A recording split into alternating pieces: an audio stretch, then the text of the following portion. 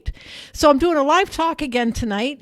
This is my second one, and tonight's topic is self-love defined. I thought that would be a good place to start, seeing as that's what the main topic of my video casts and my podcasts is all about self-love. So I thought maybe we'd have a discussion about what exactly is self-love, and we might get into a few topics off that.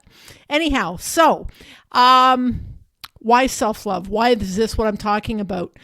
The reality is, like, for me, my karmic lesson, like my big thing I had to learn in this lifetime was about learning how to love myself. I spent the majority of my life hating me. I spent my life in self-loathing.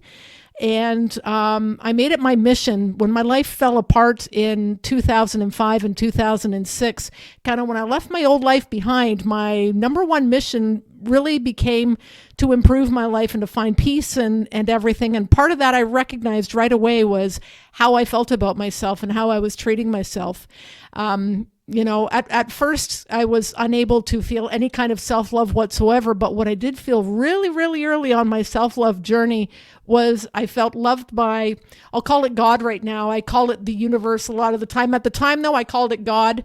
Whatever your higher power is, that's what I'm talking about. I felt loved by the universe. I felt loved by God, only because like miracles were happening in my life at a time where my life was a train wreck, and I got help and received help. And so that was the first kind of love that I really felt for the first time in my life, like really, really felt it.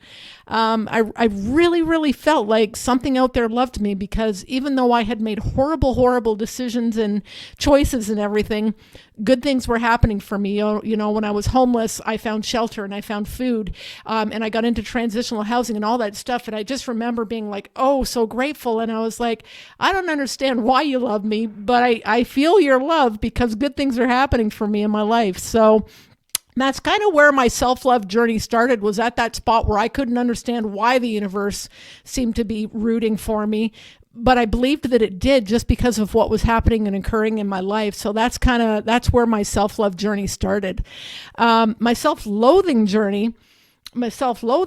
really, I think it in full force started when I was 12 years old. When I got abused as a child by a neighborhood person, sexually abused, and then that snowballed into other stuff, and another person, a teacher, that I went to for help. And so between all of those events, and that's right when my alcohol and drug addiction started, was at age 15, when the second abuse happened. That's when my self-loathing really, really steamrolled, because not only was I now feeling bad for the things that had happened to me and I felt responsible for it, but I was making poor choices. And when you're doing drugs and alcohol, when you're 15 years old, you're lying to your parents and you're lying to your teachers and other adults and stuff. So I wasn't being honest with the people around me that loved me. And so that made me feel even worse about myself. And it just becomes this downward spiral to a bottomless pit, really, for me, where I had virtually no self-esteem or self-love left around age 33 or so when I left my old life behind. I was starting from ground zero, where I really hated myself. I do believe, though, that there was this little spark inside of me, somewhere deep inside of me, like this much of me, somehow must have believed that I deserved better, because I did make the choice to leave my old life behind. And I did start to seek other things and seek a new, different kind of life. At that time in my life, I was blaming everyone else for what was going wrong. And that's okay. If that's what it took for me to get out, then fantastic. That got me out of my old life. Eventually, somewhere along the road, I started to realize and recognize I had to take some ownership for what had happened in my life and the choices that I had made.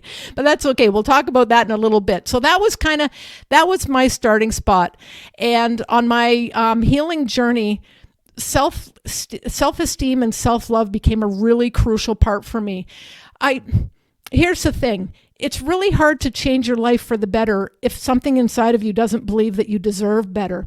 So we've got to have that starting spot somewhere. And if we can believe that we deserve better, then we can start to make choices that reflect that. And we also do the work that reflects that, because it does require work to choose new coping mechanisms and new relationships and expect better from people and all that stuff. If we don't feel we're worthy of that, then why would we go out and do that, right? So that's the starting spot, is something inside you recognizing somewhere that you deserve better. So, what exactly is self love? I'll start there, I guess, since I've given a little bit of background there on me. So, what is self love? I recognize now that self love is when we fully accept ourselves, the whole self, not just the parts that are shiny and pretty, not just the good parts, but all of the parts. We accept ourselves fully, and we treat ourselves with kindness and gentleness and with respect. And when we start to do that for ourselves, we will start to require that from other people as well. We will start to expect that other people treat us kindly and gently and with respect. That's the whole, but it's got to start here. If I treat myself badly, other people are going to treat myself badly. If I treat myself well, it will start to get reflected by the people around me that they're treating me well too, because I won't accept anything less than that. Part of self-love is that we have a positive feeling about ourselves. We feel positively and have a positive view of ourselves. This does not mean that we have a positive view all the time. So we can be disappointed in ourselves. We can be upset with ourselves. We can be angry with ourselves. We can experience all of those things. But just like other people that we love in our lives, like our family and loved ones and things, we can be angry with a family member, or we can be upset with them, or we can be disappointed in them, but we still love them. So it's that same with us. So it doesn't mean that we're always going to feel positive, but we will try to eventually shift to the positive when we're feeling negative emotions, just like we do with family. We try to work on forgiveness. We try to work through that. And so that's ultimately what self-love is about. And it's reflected in how we treat ourselves. So speaking positively about ourselves is a good reflection of self-love. Forgiving ourselves when we make mistakes. So when we're not doing everything perfectly, self-forgiveness is a huge part. Self-forgiveness was one of my biggest things to work on my journey. And I'll talk about that a little bit. In fact, I will at one point, just so you know, there will be a full podcast just on self-forgiveness. Like that in itself is a topic on its own. And I will do a future podcast just on self-forgiveness, because I've got some amazing self-forgiveness tools that have helped me over the years. And there's a number of different things, but have been extremely helpful for myself for really learning that it's okay for me to make mistakes. Dawn says, I struggle with that. And I'm very hard on myself. I think a lot of people, men and women, but particularly women, are extremely hard on themselves. Most women I know are their own worst critics. Not just the way we look, it's the way we feel, the way we act, and we judge ourselves against other people. Like a big one for me is when, let's say I go into another woman's home. I feel that I do not have strong decorating sense, okay? It is not one of my strong suits. And it's not one of the things that I spend a lot of money on, because I like to travel and stuff like that. So at the end of my life, am I going to want a brand new kitchen, or am I going to want to have memories of a trip to Europe? Me, I want the trip to Europe, right? So it's a priority thing, but it's also, I don't have a knack for it. But when I go into another woman's home or another person's home, and I see how beautifully decorated they have it and what incredible stylish sense they have and everything, that's one of those areas that to this day, I have to catch myself. Like, I will catch myself being critical of myself, feeling bad about myself. When people come into my house, I'm like thinking, oh God, they must just think I'm like got this horrible, this horrible house or whatever. And it's really not a horrible house, but that's immediately what happens in my head. I feel like everyone else has got it together in that arena except me. And so I'm very critical about myself. I consciously catch those thoughts, and I stop them and I turn them around, and I remind myself that A, I don't have to be fantastic at everything, and B, it's okay if I preferred to go on a trip to, let's say, the Camino last year instead of redoing my kitchen. All right. So that's being our own worst judges and critical of ourselves. Being assertive is a sign of self-love. So being assertive, it doesn't mean not dominating people and things like that. Being assertive means standing up for yourself, finding your voice, speaking up for you. So when you need to be spoken up for, being your own advocate, that's a really clear sign of self-love and self-worth and self-esteem, when we are able to be assertive with our voice and speak up for ourselves. Not allowing ourselves to be abused or taken advantage of or taken for granted. This is something that many of us may have ingrained, and we find ourselves in relationship after relationship, and we're like, why do I keep finding this person? And it's like, because the reality is we'll keep finding that person until we learn how to put up boundaries. So learning how to put up boundaries, learning how to say, nope, this is not what I'm looking for. The second we see it, instead of giving people chance after chance after chance, this is a clear indication of better and more improved self-love and self-esteem. Courtney says, I can 100% relate to the trip thing over buying things. Yeah, that's. I think there's not everyone can, but yeah, that's definitely me. I see Courtney is as well. I'm just a person I'm collecting memories. So Karen says that she's learning about boundaries, and we all learn about boundaries. Boundaries will be like a full podcast episode on its own as well, just so you know. Like some of these topics, I could talk for hours and hours just on that one topic, just on the one topic of self-forgiveness, just on the topic of how we get treated by others and not giving people chance after chance after chance when we're not being treated well. Prioritizing our own health and well-being. This is another clear indication of healthy self-love when we're able to prioritize ourselves. So this doesn't mean that we're always number one and we're the only thing that we think about. That's not what I'm talking about here. But our health is a priority. So of all the people on the planet, the adult who I'm responsible for her health and well-being of all of them is just me.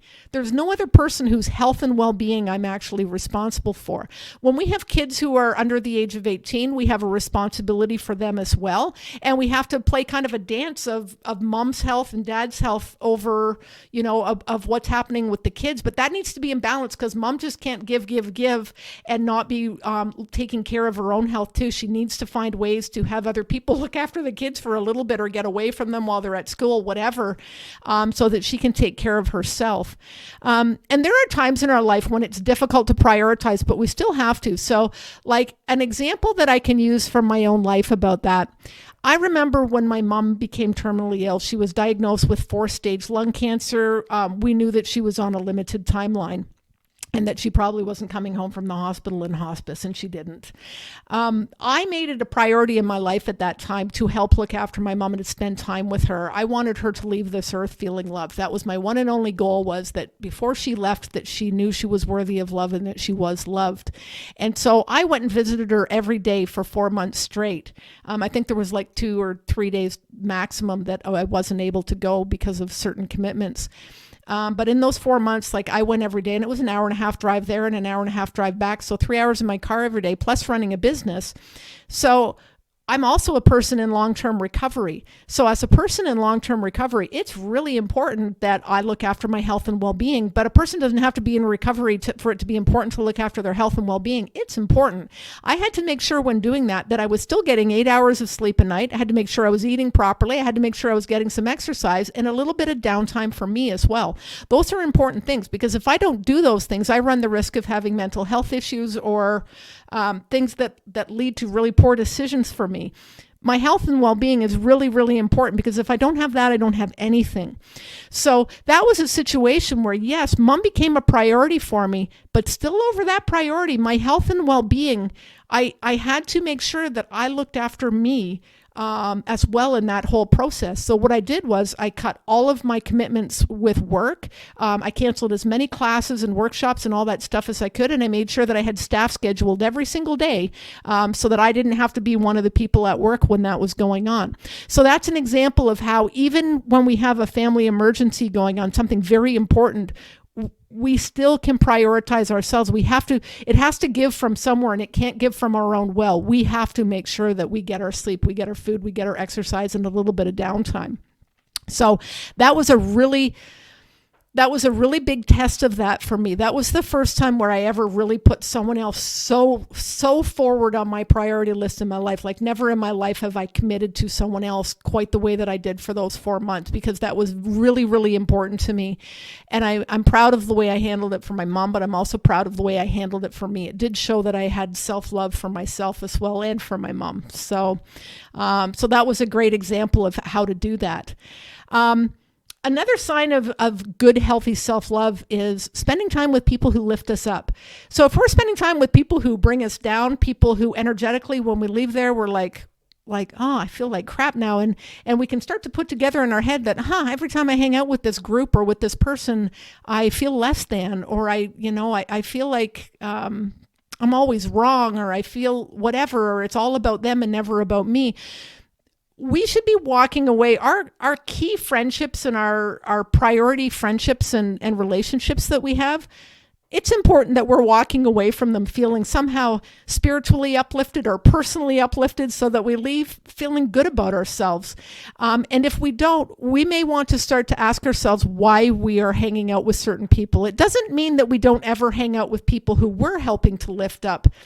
But that cannot be all of our friendships, and that can't be our main friendships and stuff. Like it is really important for us to honor ourselves as well, and make sure that we're hanging out with people where hopefully everyone can walk away from it saying, wow, that was amazing. I gave, I shared, I felt honored, I felt listened to, I felt heard. All of those things are important. It's important. If we don't feel heard, to learn how to make sure that we're hanging out with people in places where we do feel heard, where we feel seen.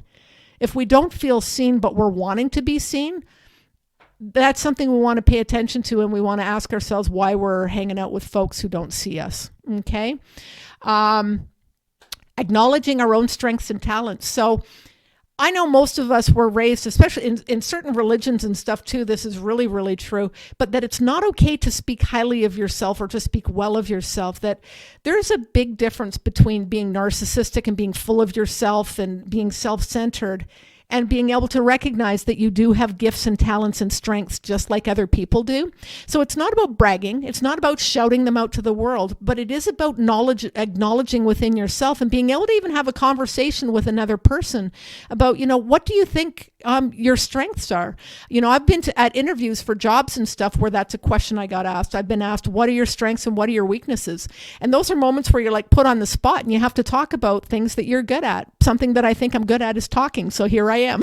Here we are doing Talking with Tracey, because I feel like I'm a pretty good speaker. And I have been for most of my life, to be quite honest, although my voice got silenced for a long time, but it didn't mean I wasn't still a good speaker.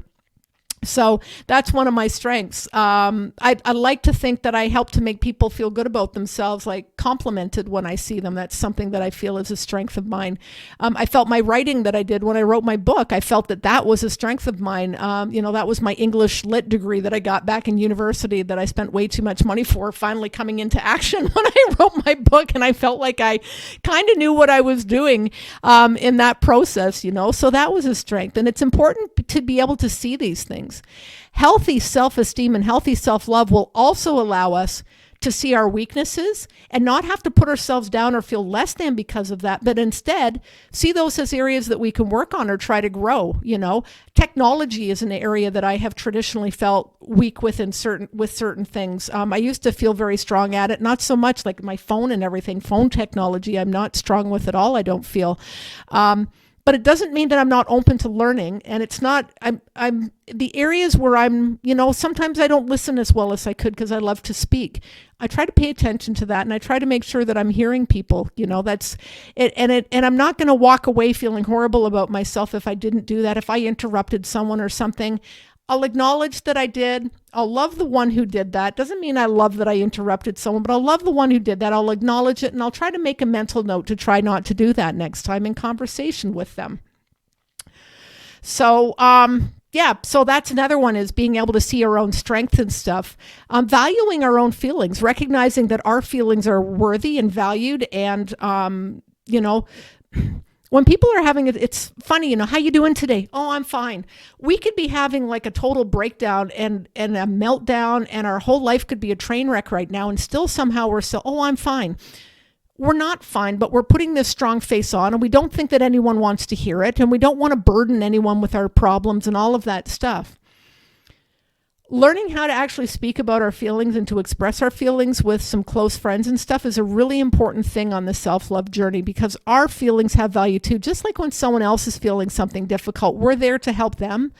We need to honor that within ourselves and value our own feelings, and value that it's okay if I feel angry. It's okay if I feel jealous. It's okay if I feel joyful. It's okay if I'm happy when others aren't happy. If I'm not struggling when everyone else is struggling, that I don't have to feel guilty for that. I know sometimes during the whole pandemic thing, the last 3 years, I was doing pretty well through it, like mentally and emotionally and all that. I was like totally okay during that time period. And I remember having to kind of fight feeling guilty for being okay when I knew that like people that I loved were really struggling with it.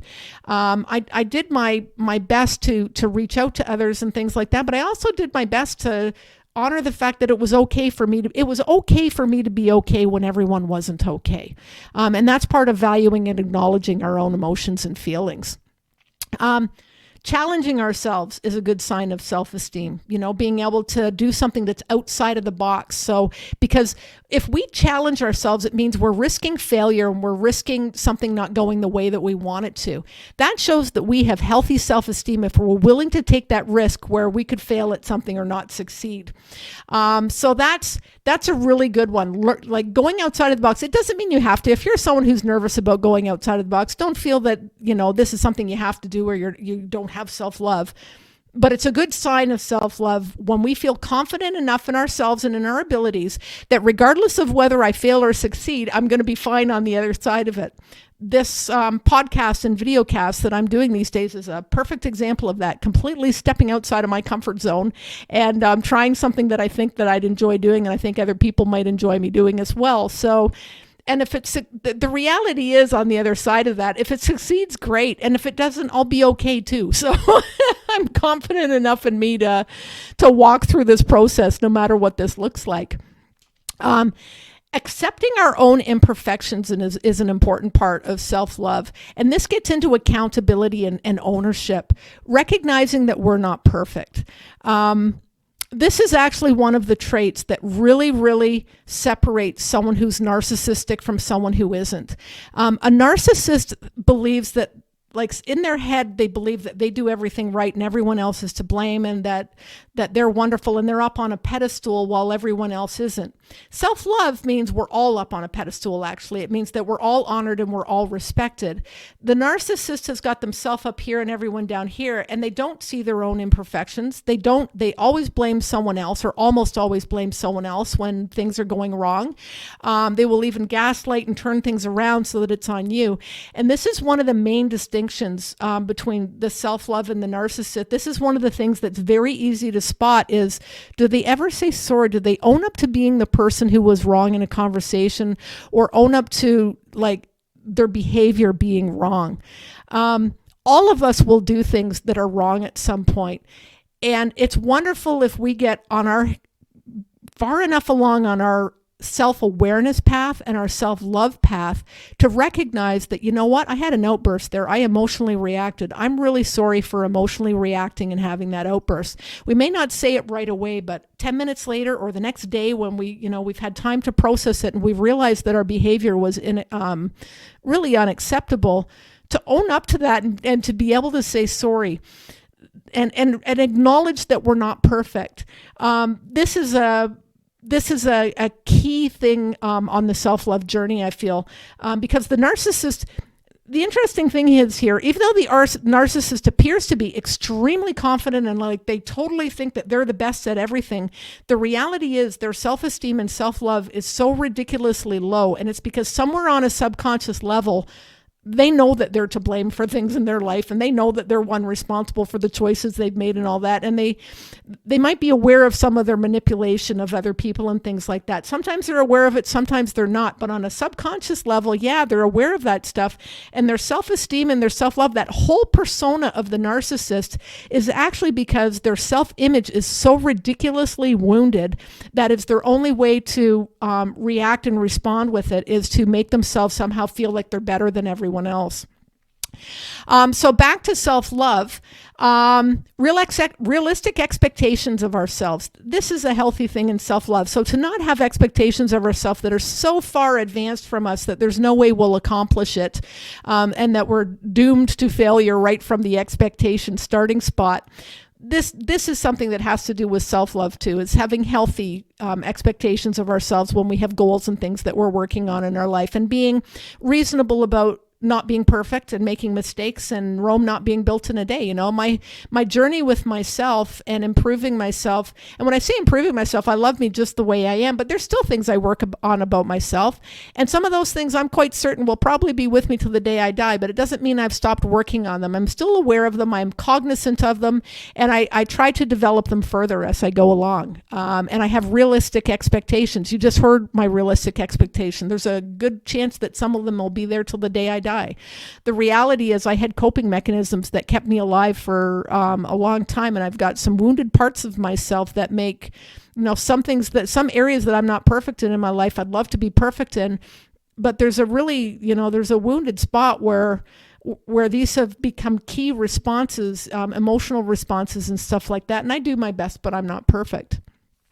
Working on self-growth, which I've been talking about here. This is a really good sign of healthy self-love too, is working on self-growth. And when working on self-growth, just like I just said, not having unrealistic expectations, not expecting for perfection from ourselves, all that kind of stuff, that's where we want to be with it. So,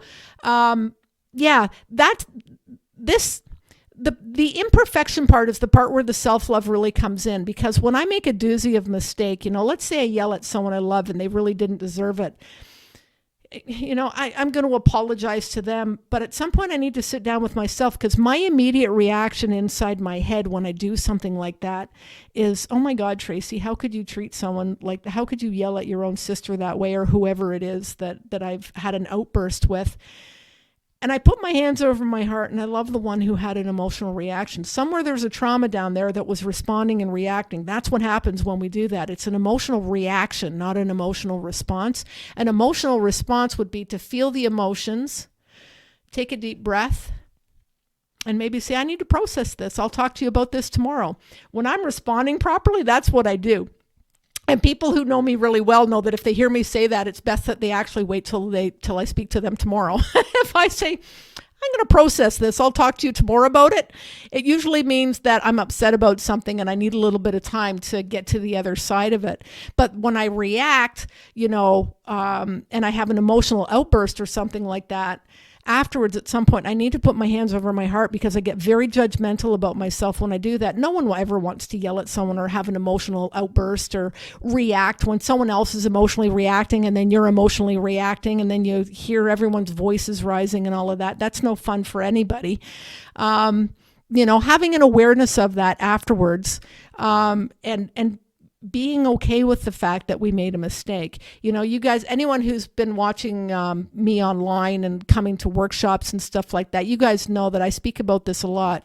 If I'm thinking something that's bad, like say I'm judging someone, you know what? I love the one who's judging someone right now. It doesn't mean that I love that I'm being judgmental, but I do love the one who can be judgmental sometimes. Or if I do something I wish I hadn't done, I love the one who did that. And not just saying those words, but sending the love to myself. This has been a key practice in this whole, this is a big part of the seeing the imperfections in the self, because we have to address them. Like, this is part of shadow work. And I'll talk a little bit about this stuff today, but that in itself is like a couple of podcasts, the idea of shadow work and talking about the difficult things. But self-love that is built on a false self-image is not really self-love. And ultimately, there's still self-esteem issues and self-love issues that are deep there. And we will continue to self-sabotage if we don't address it. So what I mean by that is, if we aren't self-aware and we haven't had an honest view of ourselves, then what we're saying is self-love is built on a false view of the self. It's only taking our things that we're really good at and not taking a look at the things that fall into the shadow self. So the shadow self could be the liar or the manipulator or the person who gets jealous or the person who gets angry or the person who is passive aggressive. I can think of a million things that fall into shadow work. Ultimately, we're all capable of doing them. All of these things that fall on the shadow self, we're all capable of doing. And if we don't acknowledge that, it's a false view of the self. And on a subconscious level, we're aware of the fact that it's not built on a firm foundation. It's built on a very shaky foundation, because then if we ever do lie or we do manipulate or we do get jealous or whatever, any of those things, get angry, get passive aggressive. If we experience any of those things, it's like we're not even self-aware and we're not paying attention to it, but the subconscious is aware of it. And then the self-conscious is getting a message that you're not worthy because you're doing these bad things. You're not worthy. So having the awareness of the things that we're all capable of doing helps for your self-love to be on a really firm foundation.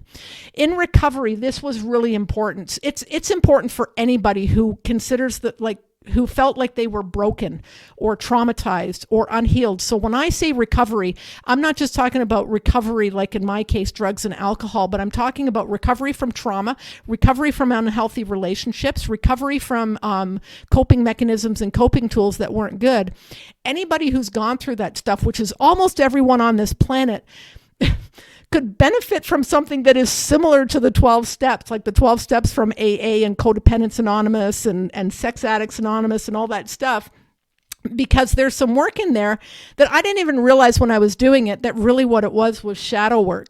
There's a couple of the steps in there. I'm going to bring them up here. I'm just going to flip my screen here for a sec. All right. Step 5 in AA, admitted to God, to ourselves, to another human being, the exact nature of our wrongs. So I went through this and I did this all with a sponsor and whatever, but basically what that's saying is taking a personal inventory of ourselves and the things that we may have done wrong in our life. And as a person who was in recovery myself, there was quite a few things I had to go through there, like an entire marriage of 15 years of how we treated each other and whatever that I had to go through, plus the stuff from when I was a teenager and everything. I have reworded it since then, and maybe this helps people who aren't in a 12-step program to relate to what I'm talking about, and you can start to see how this is shadow work. Step 5, reworded, acknowledged our mistakes and had a conversation with someone about them. This having a conversation with someone about them is really important, because if we're just keeping it inside of ourselves because we don't want anyone to know, then that means that we're ashamed of it, that we're so ashamed that we're unwilling to talk about it. It is actually good if you can find a counselor, a friend, a sponsor, a person you can talk to unload that stuff that is heavy, and then you have a conversation with someone and they say, oh yeah, that happens all the time. Oh, I did that myself, or blah, blah, blah. And that's what happens when people are going through the 12 steps is they all of a sudden find out that other people went through very similar things and had very similar coping tools that weren't very healthy. This is shadow. Like, I had no idea that that's what I was doing in my 12 steps, was that some of it was shadow work, but that's it right there, is seeing the things that I've done wrong and then talking to someone about it. No wonder this helped me with my self-esteem. But at some point I got to a spot, I'm going to go back to the original screen there, admitted to God, to ourselves, and to another human being the exact nature of our wrongs. I wasn't a huge fan. Once I got really healthy with me, I wasn't a huge fan of that wording, because nature of our wrongs made me feel like there was something inherently wrong with me, that I was a bad person. And so I didn't like the wording. And that's why I've changed the wording for myself and for others if I talk to them about it, because honestly, the nature of our wrongs, I put that in quotes, these were our coping tools, that when we didn't have a better toolbox, we used whatever tools we had. And these were our tools, were the things that fall into this category of the exact nature of our wrongs. I've called them in the reworded version, our mistakes, because that's what they were, mistakes. Even the word sin, which shows up in the Bible a million times, the original word in the original Bible before translation was an Arabic word that means missing the mark. And it was an archery term, like from shooting bows and arrows. And it means missing the mark. It means you didn't hit the center of the target. And that doesn't have all that heavy undertone that the word sin does. And I have an easier time with understanding that I made mistakes and that I missed the target. So when we go on to the next one, in recovery, step 6 was we were entirely ready to have God remove all these defects of character. When I went through my steps the first time, I didn't have a problem with that wording, but when my self-esteem was really, really healthy, I wanted it reworded, because defects of character, like, I'm not a defective person. Those were my coping mechanisms and my coping tools, Let's say I am 13 years old and I'm not getting my emotional needs met because my parents are both doing their own thing while they're having a divorce and not paying attention to their kids at all, but more focused on what they're doing in their new lives. I learned how to manipulate at that age to get my emotional needs met. And for me, that was a coping mechanism and a coping tool because no one was meeting my emotional needs at that time. So I don't look at those as defects of character. I call them unhealthy coping tools, as you can see here. So when I reword that, I was willing to gently and with kindness start working on unhealthy coping tools. So that means just starting to recognize what's healthy and unhealthy in me, Again, that's still shadow work. And we go on to step 7, and it's the same darn thing. Step 7, humbly asked him to remove our shortcomings. Again, once I got far enough into it, I wasn't a huge fan of the term shortcomings because those were my coping mechanisms and my coping tools. We all have them. We all have coping mechanisms and coping tools, whether we recognize it or not. If you were injured or traumatized at any time in your life, you have coping mechanisms and coping tools. And some of us are aware of them and some of us aren't. But the more that we look at them and acknowledge them, the deeper our self-love will be, and the more we're able to truly love ourselves because we're being completely honest with ourselves and completely self-aware. It means we're loving all of us, not just the parts that are nice and pretty. Because on the subconscious level, if we don't get to this stuff, to these coping mechanisms and whatever, it's not really self-love then. It's partial self-love. I love part of me. I don't love all of me. That's what that equates into. When I reword that last step that I talked about there, I reword it like this: sought spiritual assistance or a counselor to find healthy coping tools. And that's what I did in my life. I did get counseling, and I did all of everything that I teach at White Feather, I was doing myself at the same time. All of the meditations, all of the forgiveness stuff, the Ho'oponopono, the Reiki, all of the meditation tools, learning how to get calm, learning how to be self-aware. All of that stuff was work, affirmations and everything. These became my new tools, how I dealt with people, learning how to communicate healthily, learning how to, instead of manipulate for my needs to get met, learning how to actually speak my needs out loud and communicate with people. I have needs and they're not being met. That's the kind of stuff that I started doing when I was working on all of this. And that's okay. I used the best tools I had in my toolbox until one day I realized that my tools were unhealthy and weren't really great for me and weren't great for the people around me either. And so I changed my tools in my toolbox, and I have a completely different toolbox now. It's a brand new toolbox, and it's got lots of great tools, and it's helped me work through difficult situations in life. So those things that I was just showing there, talking about 5, 6, and 7, I'm not real, this is for people in recovery, but this is also these ideas, these concepts of taking a look at the things that are difficult. This is the intro work to shadow work. And the intro work to shadow work, it's difficult, and it's recommended that you have someone that is an advisor or a mentor or a counselor or something to help with you when doing it, because some of it can be difficult stuff. It can be difficult when we see all of the self, when we see some of those shadow self parts, it can be difficult, but it's an important part of self-love, because we're here today defining what self-love is. And self-love is not ignoring the parts that are difficult. Self-love is actually digging into the parts that are difficult and having those conversations with ourselves and other people to help us grow and do differently. So, yeah. That's pretty close to the time I was going to talk today. Carol Z says, self-love would be a great subject taught very early in schools. Carol, I completely agree that self-love would be a great subject taught very early in schools. I wish there were a lot of things that were taught in school when I was younger that would have been far more useful for me than learning how to figure out the angle of the roof of a house, which I've never used once.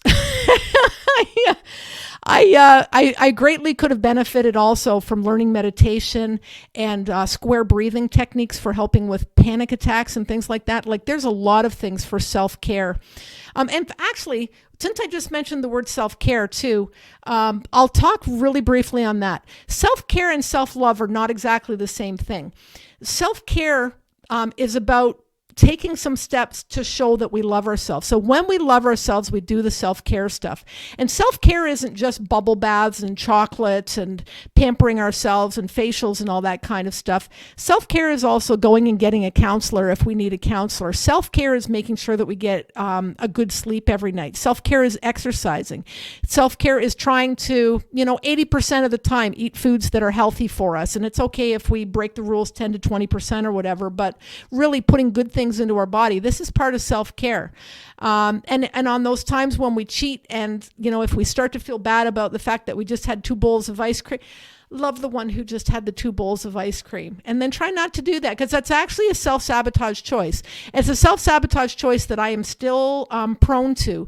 As a person who's in recovery, I can't turn to other things. I can't just have a glass of wine or a cigarette or a joint or anything like that. I can't do that anymore. So ice cream or the cookies or whatever is a really easy go-to for me if I'm having a difficult time with my emotions and I'm wanting something that's comfort, like comfort food for me.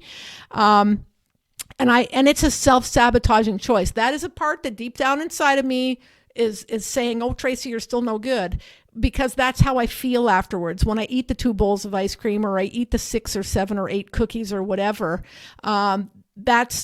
it's a self-sabotaging choice.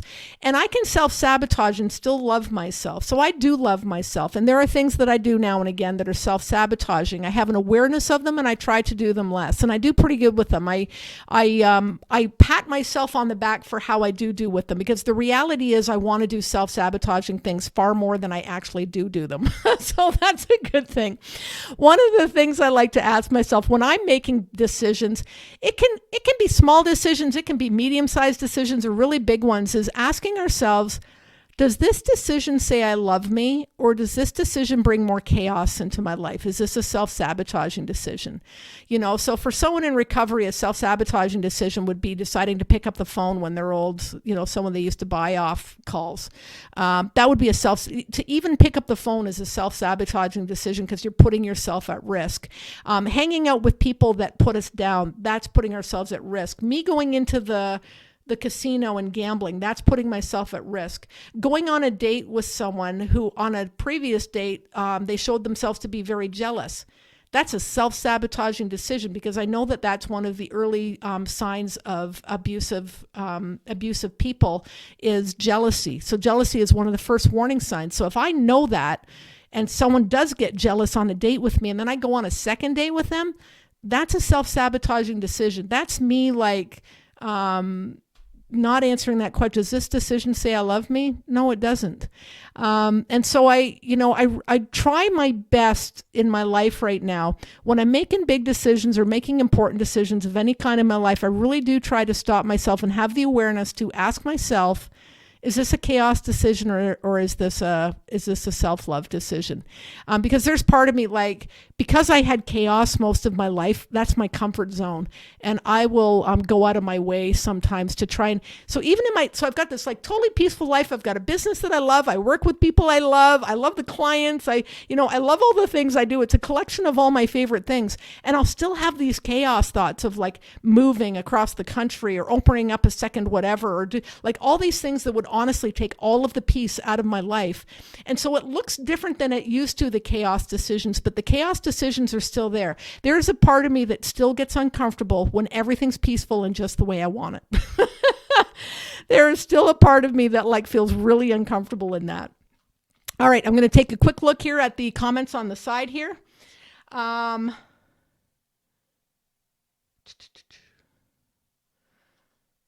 Courtney says, another good question to ask is, does this support the life I want to create for myself? Absolutely. That's a wonderful way of wording the question as well.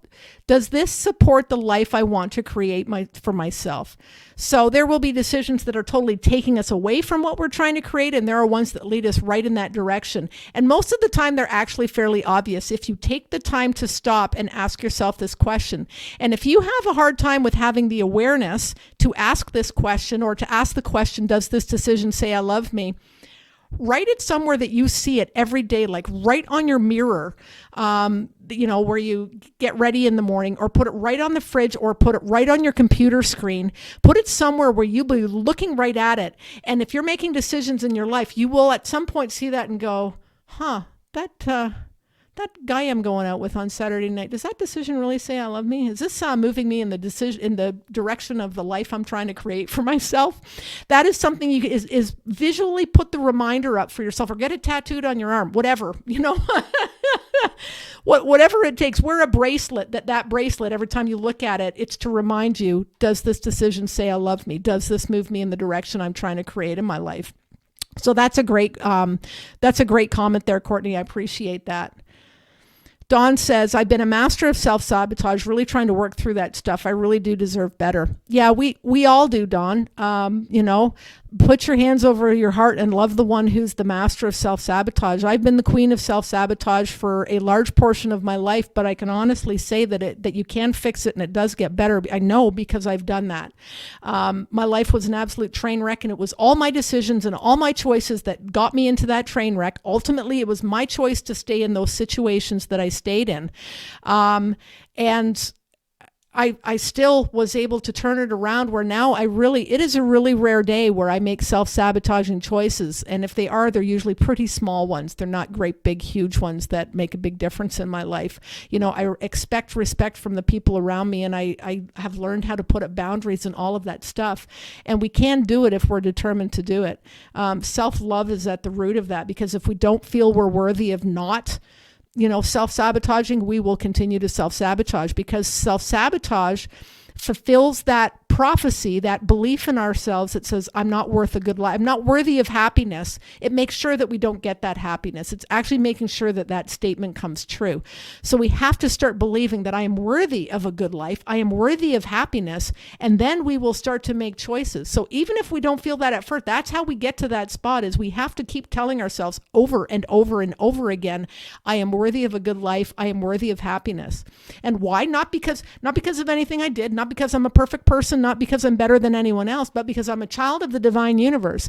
Because I am a child of the divine universe and I showed up here on earth, I'm worthy of happiness and I'm worthy of a good life. It's that simple. We are all worthy of a good life and we are all worthy of happiness.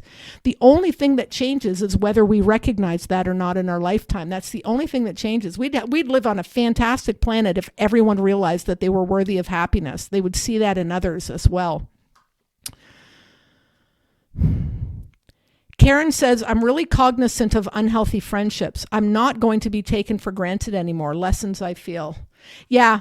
Unhealthy friendships. I think we all know they all have a little bit of a different flavor, but I think we have an idea of what those can look like where we feel taken of granted, where the energy is going out one way. I'm really a person, one of the things I like to say, Karen, is meet people where they're at. So if I'm given 100% and someone else is giving me 10%, if I'm really wanting to stay in touch with this person, that's okay. I'll meet them at the 10% and I'll give them 10% back as well. So if I'm really wanting to keep someone in my life, I stop giving the 100% and I'll meet them at the 10%, because there are people who I'm keeping in my life regardless of whether they give me 100 or 5 or 0. But I'll meet them where they're at. And meeting people where they're at is so much more peaceful than trying to bring people up to the 100, because we're not powerful enough to bring other people up to the 100. That's not going to happen. We are powerful enough to meet them at the 10% where they're at. And so that's what I do in certain relationships. And there are friendships that just fizzle off where, once you recognize they're unhealthy, they just kind of disappear out of our life because our vibration has changed and they haven't changed with us. Yeah. All right, folks, that's it. That is my time for today. I really appreciate you coming on and talking to me today here about self-love. I will be doing these. I think right now it's going to be about every other week. I may eventually move this to every week. I'm not sure. I'm not sure whether they'll continue to be all lives or whether I'll do some of them as just a broadcast with no live input. But I'm open to topics and things. If people have things they want to talk about or want to respond back, please feel free to. And I'll, at the end of it, when this is put up as a podcast, I'll have some podcast information. The podcast is Talking with Tracey, and it's my main site is on podbean.com. But it's also I'm available now on Spotify and on iHeartRadio and on Amazon Music. So the podcast is out there, and I'm also doing these as YouTube videos. So you will see this as a video afterwards as well, guys. So I'm going to put my arms around myself and give myself a great big hug here, sending myself some love. I want you guys to send yourself some love right now. Don't just say it. Feel it and mean it. Tell yourself that you love you. If you're struggling, tell yourself that you love the one who's struggling. You don't have to love the struggle, but you can love the one who's struggling, okay? Feel the love from me. Feel the love from the universe. All right. And keep making decisions out there, guys, that say I love me. Ask yourself, does this decision say I love me? And go from there. I hope that everyone has a fantastic night. Thanks a lot for coming on, guys.